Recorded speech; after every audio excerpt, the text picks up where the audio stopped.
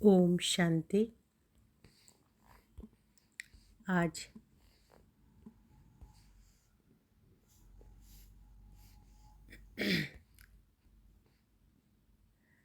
17 मार्च 2025 की साकार मधुर महावाक्य है। आज की मधुर महावाक्य में बाबा बोले, मीठे बच्चे, पढ़ाई ही कमाई है, पढ़ाई सोर्स ऑफ इनकम है।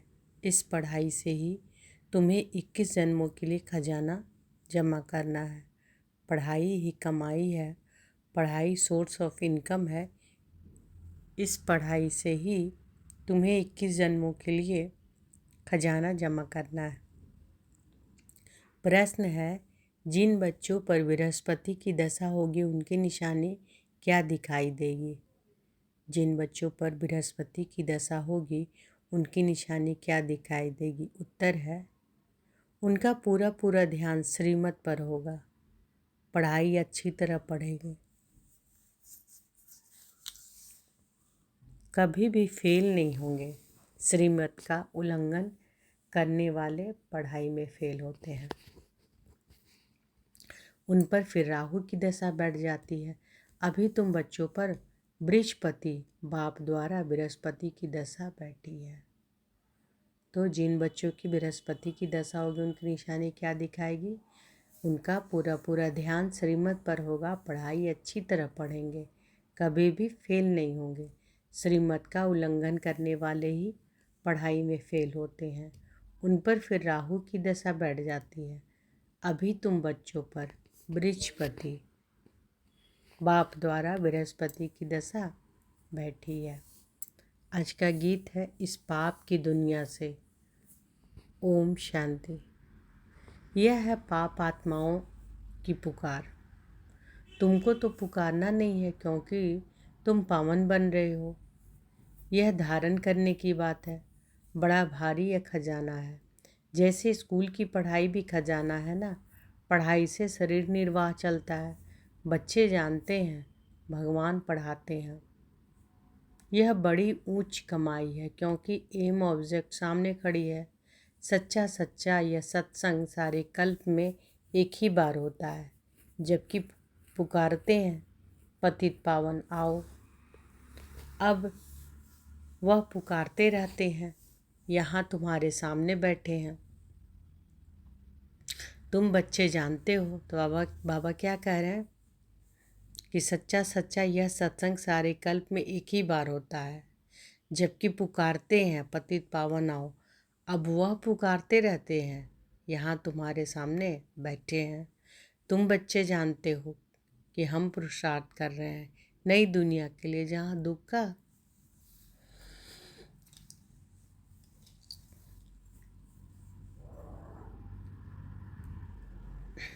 तुम बच्चे जानते हो कि हम पुरुषार्थ कर रहे हैं नई दुनिया के लिए, जहाँ दुख का नाम निशान नहीं होगा। तुमको चैन मिलता है स्वर्ग में, नरक में थोड़ी ही चैन है। यह तो विषय सागर है, कलयुग है ना।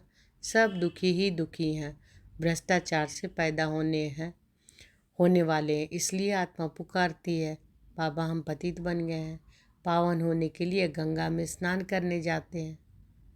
अच्छा स्नान किया तो पावन हो जाना चाहिए ना, फिर घड़ी घड़ी धक्के क्यों खाते हैं? धक्के खाते सीढ़ी नीचे उतरते उतरते पाप आत्मा बन जाते हैं। 84 का राज तुम बच्चों को बाप ही बैठ समझाते हैं। और धर्म वाले तो 84 जन्म लेते नहीं। तुम्हारे पास ये 84 जन्मों का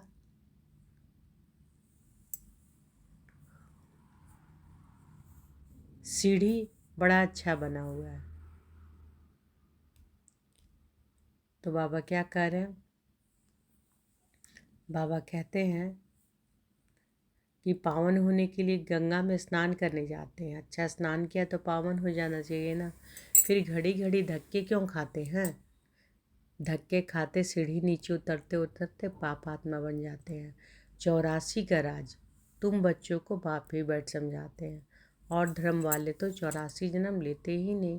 तुम्हारे पास यह 84 जन्मों का चित्र सीढ़ी बड़ा अच्छा बना हुआ है।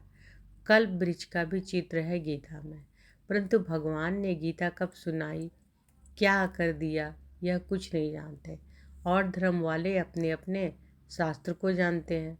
भारतवासी बिल्कुल नहीं जानते। बाप कहते हैं कि मैं संगम युग पर ही स्वर्ग की स्थापना करने आता हूँ। ड्रामा में चेंज हो नहीं सकती। जो कुछ ड्रामा में नूंद है वह हूबहू होना ही है। ऐसे नहीं होकर फिर बदल जाना है। तुम बच्चों की बुद्धि में ड्रामा का चक्र पूरा बैठा हुआ है। इस 84 के चक्र से तुम कभी छूट नहीं सकते हो। अर्थात यह दुनिया कभी ख़त्म नहीं हो सकती।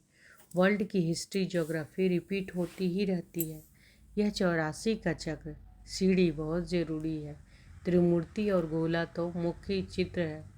गोले में क्लियर दिखाया हुआ है हर एक युग 1250 वर्ष का है।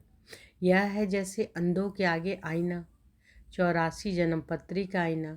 बाप तुम बच्चों की दशा वर्णन करते हैं। बाप तुम्हें बेहद की दशा बतलाते हैं। अभी तुम बच्चों पर बृहस्पति की अविनाशी दशा बैठी है। फिर है पढ़ाई पर मदार। कोई पर बृहस्पति की, कोई पर चक्र की, कोई पर राहु की दशा बैठी है। ना पास हुआ तो राहु की दशा कहेंगे। यहाँ भी ऐसे हैं, श्रीमत पर नहीं चलते हैं तो राहु की अविनाशी दशा बढ़ जाती है। वह बृहस्पति की अविनाशी दशा या फिर राहु की दशा हो जाती है। बच्चों को पढ़ाई पर पूरा ध्यान देना चाहिए। इसमें बहाना नहीं देना चाहिए। सेंटर दूर है। यह है पैदल करने में 6 घंटा भी लगे तो भी पहुंचना चाहिए।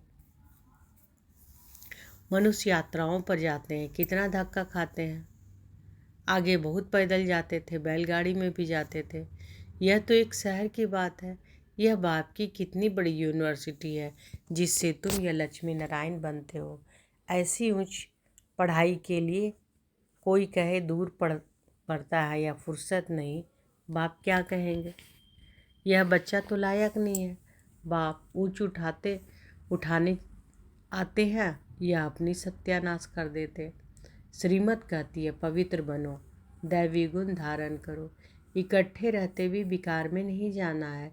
बीच में ज्ञान योग की तलवार है। हमको तो पवित्र दुनिया का मालिक बनना है। अभी तो पतित दुनिया के मालिक है ना।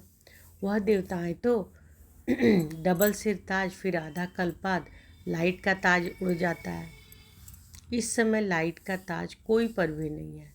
सिर्फ जो धर्म स्थापक है उन पर हो सकता है, क्योंकि वह पवित्र आत्माएं शरीर में आकर प्रवेश करती हैं।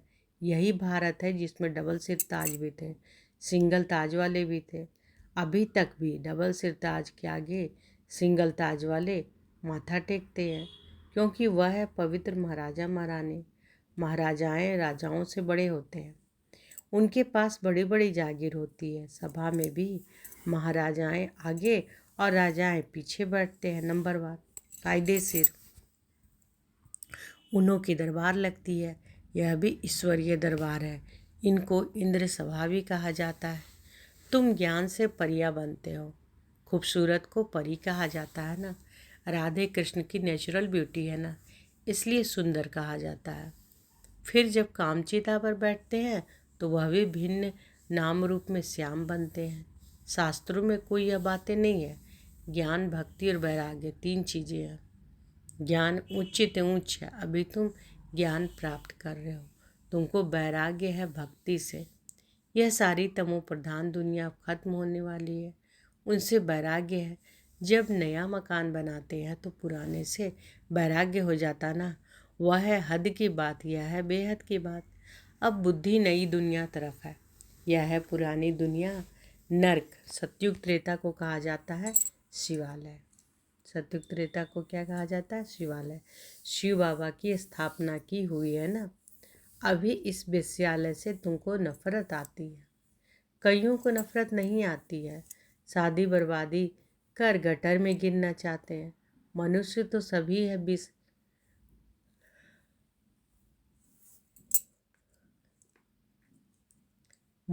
सभी है विषय बैतरनी नदी में गंध में पड़े हैं। एक दो को दुख देते हैं, गाया भी जाता है, अमृत छोड़ विष काहे को खाए। जो कुछ कहते हैं उसका अर्थ नहीं समझते हैं। तुम बच्चों में भी नंबरवार है। सेंसिबल टीचर देखते ही समझ लेगा कि उनकी बुद्धि कहाँ भटक रही है।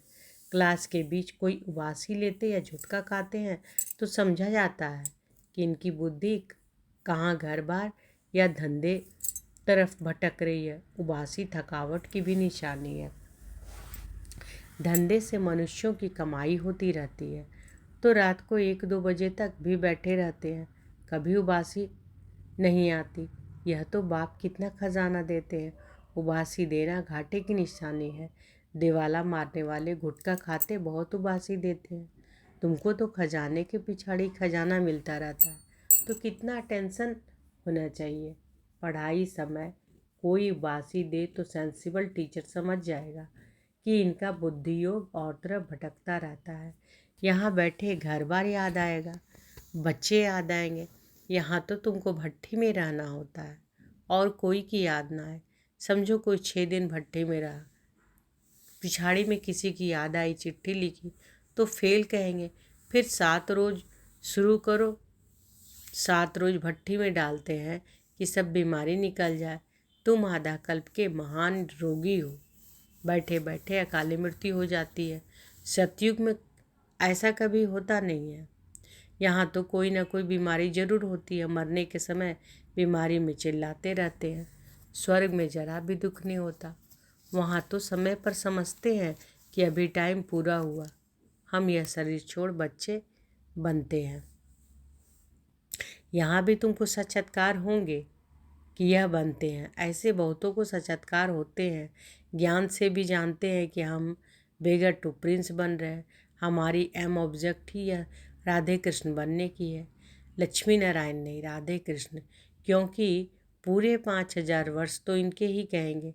लक्ष्मी नारायण के तो फिर 20-25 वर्ष कम हो जाते हैं। इसलिए श्री कृष्ण की महिमा जास्ती है, यह भी किसी को पता नहीं है। तो बाबा क्या करें कि ज्ञान से भी जानते हो कि हम बेगर टू प्रिंस बन रहे हैं। हमारी एम ऑब्जेक्ट ही है राधे कृष्ण बनने की है, लक्ष्मी नारायण नहीं, राधे कृष्ण। क्योंकि पूरे 5000 वर्ष तो इनके ही कहेंगे। लक्ष्मी नारायण के तो फिर 20-25 वर्ष कम हो जाते हैं। इसलिए श्री कृष्ण की महिमा जास्ती है।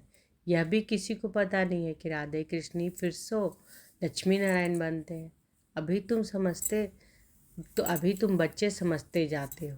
यह पढ़ाई है। हर एक गांव में सेंटर खुलते जाते हैं। तुम्हारी यह यूनिवर्सिटी कम हॉस्पिटल। इसमें सिर्फ 3 पैर पृथ्वी चाहिए। वंडर है ना, जिनकी तकदीर में है वो अपने कमरे में भी सत्संग खोल देते हैं। यहाँ तो बहुत पैसे वाले हैं, उन्हों के पैसे तो सब मिट्टी में मिल जाने हैं। तुम बाप से वर्षा ले रहे हो भविष्य 21 जन्मों के लिए। बाप खुद कहते हैं कि इस पुरानी दुनिया को देखते हुए बुद्धि का योग वहाँ लगाओ। कर्म करते हुए यह प्रैक्टिस करो। हर बात देखनी होती है ना, तुम्हारी अब प्रैक्टिस हो रही है। बाप समझाते हैं हमेशा शुद्ध कर्म करो, अशुद्ध कोई काम ना करो। कोई भी बीमारी है तो सर्जन बैठा उससे राय करो। हर एक की बीमारी अपनी है, सर्जन से तो अच्छी राय मिलेगी। पूछ सकते हो तो इस हालत में क्या करें। अटेंशन रखना है कि कोई विकर्म ना हो जाए। यह भी गायन है, जैसा अन्न वैसा मन। मांस खरीद करने वाले पर, बेचने वाले पर, खिलाने वाले पर भी पाप लगता है। तो बाबा क्या कह रहे हैं, यह भी गायन है, जैसा अन्न वैसा मन। मांस खरीद करने वाले पर, बेचने वाले पर, खिलाने वाले पर भी पाप लगता है। पतित पावन बाप से कोई बात छिपानी नहीं चाहिए। सर्जन से छिपाया तो बीमारी छूटेगी नहीं। यह है बेहद का अविनाशी सर्जन। तो बाबा क्या कह रहे हैं कि कुछ भी छिपाना नहीं। कल भी बाबा बोल रहे थे ना, कल के महावाक में, कि बाबा को सब कुछ बोलना है। बाबा कहते हैं कि पतित पावन बाप से कोई बात छिपानी नहीं चाहिए। सर्जन से छिपाया तो बीमारी छूटेगी नहीं। यह है बेहद का अविनाशी सर्जन। इन बातों को दुनिया तो नहीं जानती है। तुमको भी अभी नॉलेज मिल रही है, फिर भी योग में बहुत कमी है। याद बिल्कुल करते नहीं हैं, यह तो बाबा जानते हैं।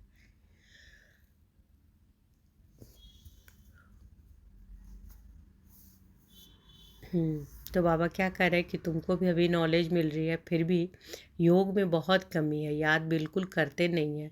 यह तो बाबा जानते हैं कि फट से कोई याद ठहर नहीं जाएगी, नंबरवार तो है ना। जब याद की यात्रा पूरी होगी तब कहेंगे कर्मातीत अवस्था पूरी हुई, फिर लड़ाई भी पूरी लगेगी। तब तक कुछ न कुछ होता फिर बंद होता रहेगा। लड़ाई तो कभी भी छिड़ सकती है, परंतु विवेक कहता है जब तक राजाई स्थापन नहीं हुई तब तक बड़ी लड़ाई नहीं लगेगी, थोड़ी थोड़ी लगकर बंद हो जाएगी। यह तो कोई नहीं जानते हैं कि राजाई स्थापन हो रही है। सतो प्रधान सतो रजो तमो बुद्धि तो है ना। तुम्हारे में भी सतो प्रधान बुद्धि वाले बच्चे अच्छी रीति, बाबा कहते हैं तुम्हारे में भी सतो प्रधान बुद्धि वाले अच्छी रीति याद करते रहेंगे। ब्राह्मण तो अभी लाखों के अंदाज में होंगे, परंतु उसमें भी सगे और लगे तो है ना। सगे अच्छी सर्विस करेंगे, माँ बाप की मत पर चलेंगे, लगे रावण की मत पर चलेंगे, कुछ रावण की मत पर कुछ राम की मत पर लंगड़ाते चलेंगे। बच्चों ने गीत सुना, कहते हैं बाबा ऐसी जगह ले चलो जहाँ चैन हो। स्वर्ग में चैन ही चैन, दुख का नाम नहीं। स्वर्ग कहा जाता है सतयुग को, अभी तो है कलयुग। यहाँ फिर स्वर्ग कहाँ से आया। तुम्हारी बुद्धि अब स्वच्छ बनती जाती है। स्वच्छ बुद्धि वाले को मलेच्छ बुद्धि नमन करते हैं। पवित्र रहने वालों का मान है। सन्यासी पवित्र है तो गृहस्थी उन्हों को माथा टेकते हैं। सन्यासी तो विकार से जन्म ले फिर सन्यासी बनते हैं। देवताओं को तो कहा ही जाता है संपूर्ण निर्विकारी, सन्यासियों को कभी संपूर्ण निर्विकारी नहीं कहेंगे। तो तुम बच्चों के अंदर बहुत खुशी का पारा चढ़ना चाहिए। इसलिए कहा जाता है अतीन्द्रिय सुख पूछना हो तो गोप गोपियों से पूछो जो बाप से वर्षा ले रहे हैं, पढ़ रहे हैं। यहाँ सम्मुख सुनने से नशा चढ़ता है, फिर कोई का कायम रहता है, कोई का झट उड़ जाता है। संग दोष के कारण नशा स्थायी नहीं रहता। तुम्हारे सेंटर्स पर ऐसे बहुत आते हैं, थोड़ा नशा चढ़ा फिर पार्टी आदि में कहाँ गए, शराब बीड़ी आदि पिया, खलास। संग दोष बहुत खराब है। हंस और बगुले इकट्ठे रह न सके।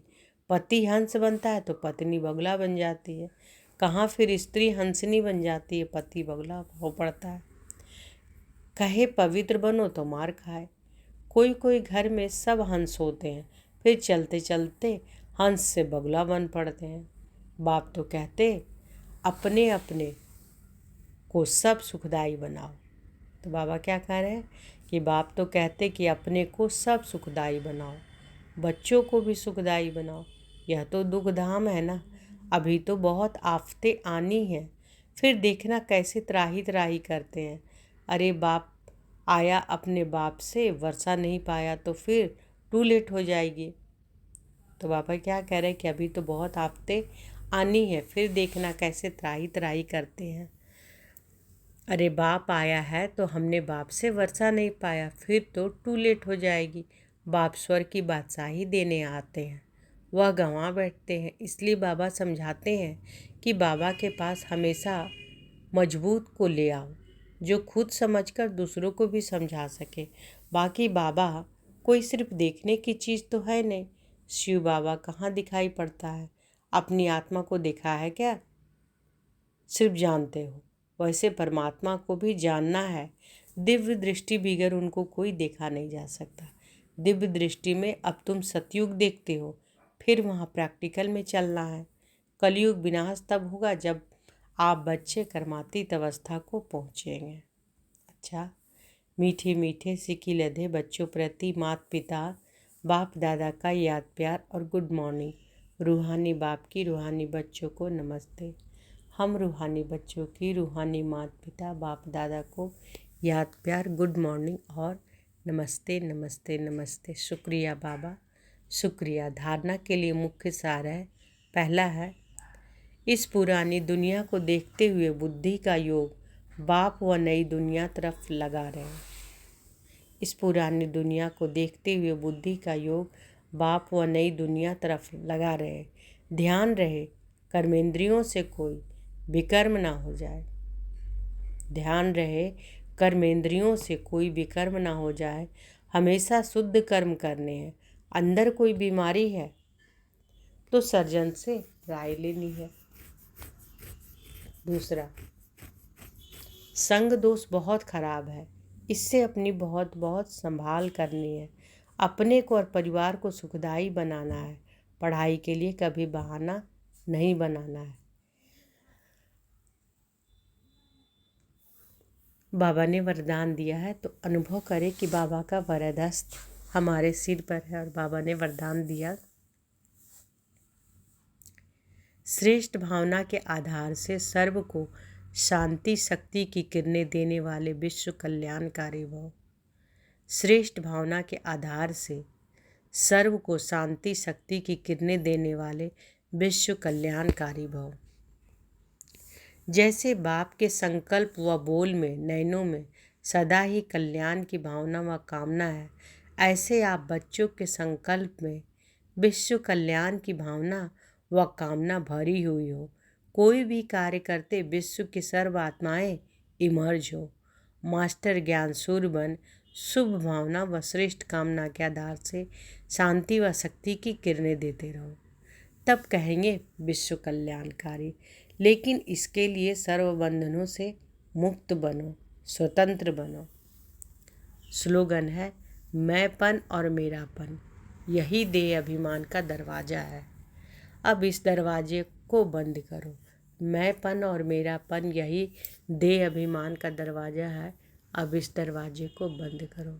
अव्यक्त इशारे हैं, सत्यता और सभ्यता रूपी कल्चर को अपनाओ। सत्यता की परख है संकल्प, बोल, कर्म, संबंध, संपर्क, सब में दिव्यता की अनुभूति होना। कोई कहते हैं मैं तो सदा सच बोलता हूँ, लेकिन बोल व कर्म में अगर दिव्यता नहीं है तो दूसरे को आपका सच सच नहीं लगेगा। इसलिए सत्यता की शक्ति से दिव्यता को धारण करो। कुछ भी सहन करना पड़े, घबराओ नहीं। सत्य समय प्रमाण स्वयं सिद्ध होगा। तो बाबा किस बातों पर ध्यान देने कहे हैं? संग पर। बाबा कहते हैं ना, जैसा संग वैसा रंग, दूसरा जैसा अन्न वैसा मन।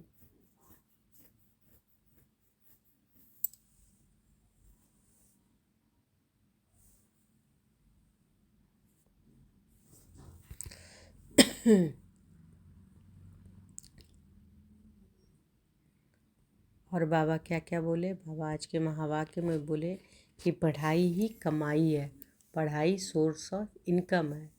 इस पढ़ाई से ही तुम्हें 21 जन्मों के लिए खजाना जमा करना है। तो पढ़ाई क्या है? कमाई है और सोर्स ऑफ इनकम। और इस पढ़ाई से बाबा कहते हैं तुम्हें 21 जन्मों के लिए खजाना जमा करना है।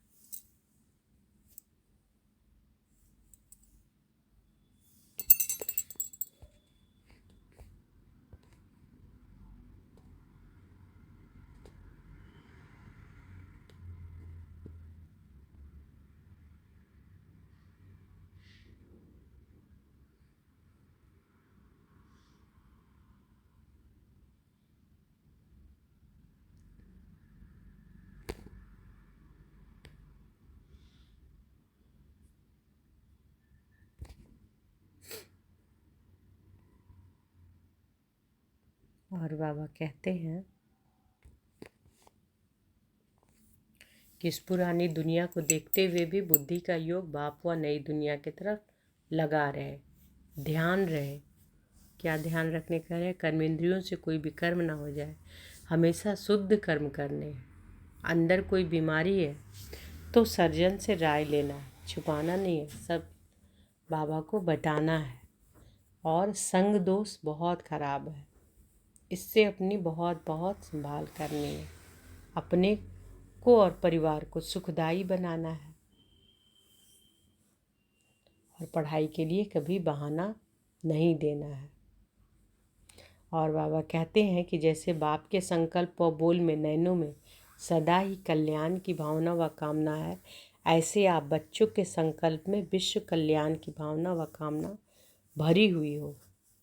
कोई भी कार्य करते विश्व की सर्व आत्माएं इमर्ज हों।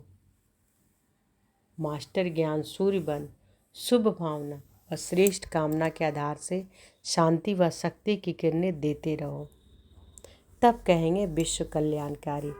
तो बाबा कैसे बोल रहे हैं कि मास्टर ज्ञान सूर्य बन, ज्ञान सूर्य बाबा के साथ मास्टर ज्ञान सूर्य बन शुभ भावना व श्रेष्ठ कामना के आधार से शांति और शक्ति की किरणें देते रहो, तब कहेंगे विश्व कल्याणकारी। और मैं और मेरापन यही देह अभिमान का दरवाज़ा है, अब इस दरवाजे को बंद करो। अच्छा, शुक्रिया बाबा, शुक्रिया। ओम शांति।